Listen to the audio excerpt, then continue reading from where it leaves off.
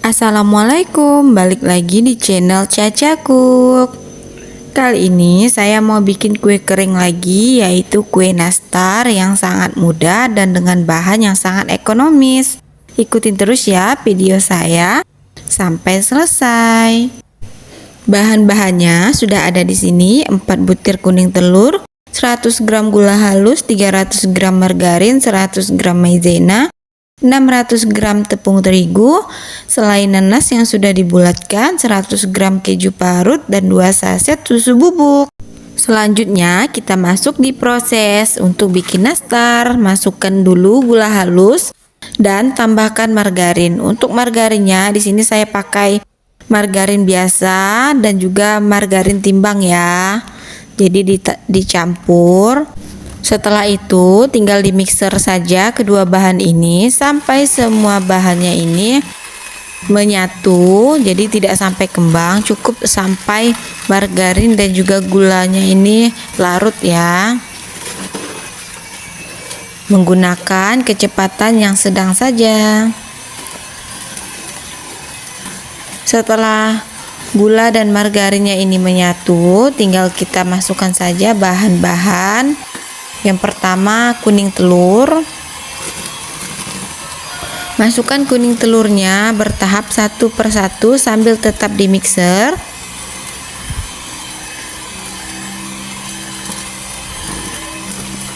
Setelah kuning telurnya selesai dimasukkan, kita pastikan untuk mixernya sampai benar-benar tercampur rata. Lalu masukkan keju parutnya ke dalam adonan sambil tetap di mixer dengan kecepatan rendah.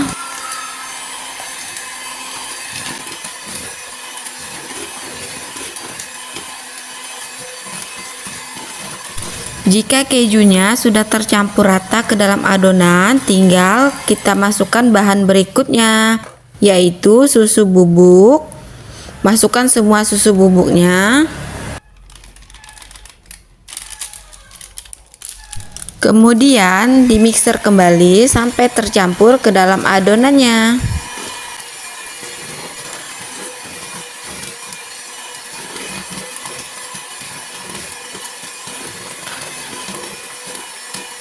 Setelah merata, kemudian masukkan tepung maizenanya tadi ke dalam adonan. Dan seperti biasa diulangi di mixer kembali. Jadi untuk bikin kue nastar ini bahan-bahannya dimasukkan secara bertahap ya. Setelah ini tinggal kita masukkan lagi bahan terakhir, yaitu tepung terigu. Untuk tepung terigunya di sini saya masukkan secara bertahap supaya lebih mudah untuk mengaduknya. Jadi di sini saya aduk pakai spatula.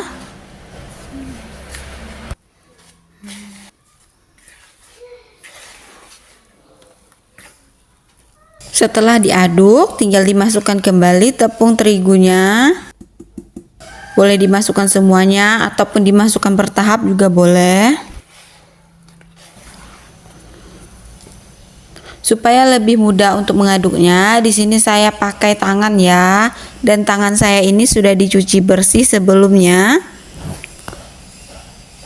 Aduk adonannya ini sampai bahannya itu tidak lagi lengket di tangan kita. Seperti ini adonannya udah siap untuk dibentuk ya. Jadi adonannya ini sudah tidak lagi lengket di tangan. Selanjutnya di sini kita masuk di proses pencetakan kue nastar. Di sini saya pakai sendok susu karena saya tidak ada sendok ukur ya. Jadi saya pakai alat seadanya saja.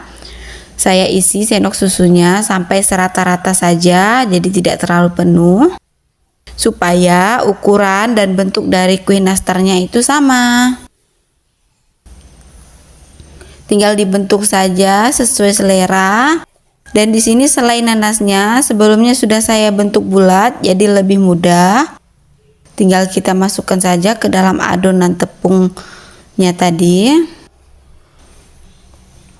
Setelah ini tinggal dibulat-bulatkan saja. Ini dia hasilnya, cantik sekali kan? Lalu tinggal diulangi saja sampai semua bahannya selesai dan siap untuk dipanggang. Untuk selai nanasnya sendiri sudah saya bikin lebih awal sebelumnya. Jadi untuk selai nanasnya itu dimasak sampai benar-benar kering ya, supaya bisa dibentuk bulat seperti di video ini.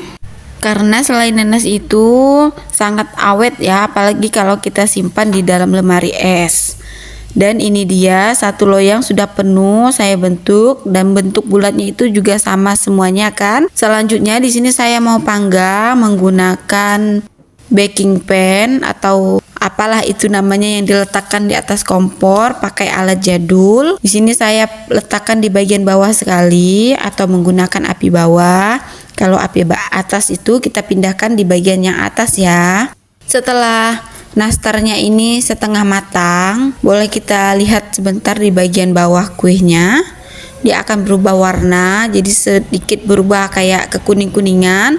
Selanjutnya di sini nastarnya akan saya olesi dengan warna kuning di bagian atasnya. Untuk warna kuningnya sendiri di sini saya pakai telur, 1 butir telur, dan ditambahkan dengan pewarna makanan kuning secukupnya saja, dan tinggal kita olesi di atas kue nastarnya ini.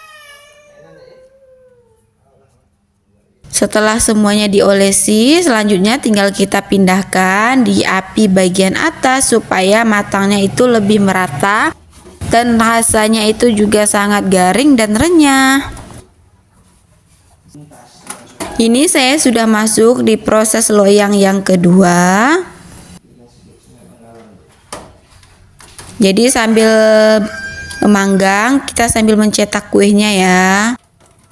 Ini cetakan loyang pertama tadi sudah matang, sudah bisa dilihat hasilnya cantik sekali.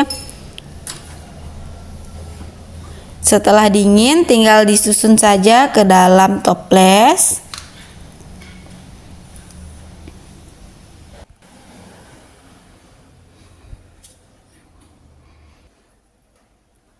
Nastarnya ini cantik sekali. Untuk rasanya tidak perlu diragukan lagi karena sangat-sangat enak. Ini dia hasilnya. Untuk hasilnya sendiri di sini kurang lebih hampir 4 toples kecil ini ya. Dan ini dia yang sudah bisa kita hidangkan. Selain nanasnya yang sangat banyak, rasanya juga yang enak sekali. Yang tentunya nastarnya di sini lembut sekali, renyah, lumer di mulut, dijamin enak dan sangat ekonomis. Semoga bermanfaat ya video saya kali ini. Jangan lupa dukung terus video-video saya. Terima kasih.